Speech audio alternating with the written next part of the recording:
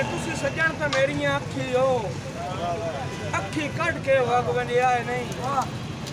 रोजी के तैब का वक्त हटायो पर हट के वग वंजिया नहीं। और मेरे जीविया नाल रखी पांदे लड़ कट के वग वंजिया नहीं। जो तुहाडे सिर ते सिर उठाई रखता सिर वट के ओ बदार पाकिस्तान पाक दा मैं बंदियाई दे ढंग जराना सजना दी पारू हर वेले मैं नेक उमंग के जराना ठगबाज दी संगत आती नहीं लाजपाल दे संग जराना जिथे रीते तोड़ निभावन दी सरार मैं जंग जराना शेर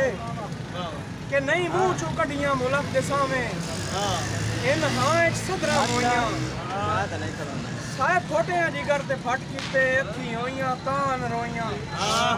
मैं साज सलूक ते संगतियां जिन्हां नाल भी जोगां जोइयां सट मुल्क दी असद पचा लईयां उहे सजन पे देंदे डोइयां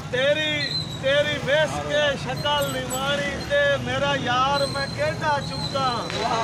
अकर तेरियां कुड़ियां कसमां ते इतवार मैं केड़ा चुका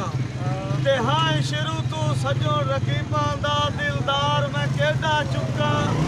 तो ठग नू अपना दिल दे के इसरार मैं केड़ा चुका जेड़ा सुन के मान ले मुल्क दियां संगी उस लाई लग तू बच्ची इक्के मुखलस सजन नू लग कर जानी हर शान दे वक्त तू बच्ची मजदूर दे लहू विच लाल हो गई सरदार दी पग तू बच्ची हशर भोगना भोग पवी सुलम दी अख बचे कोई मुंह ते सांडियों मल वैंदा है ते कोई रखदा याद कंडीता अब बेकार नहीं जांदा जग दे वे चंगा कहंदे नाल भी कीता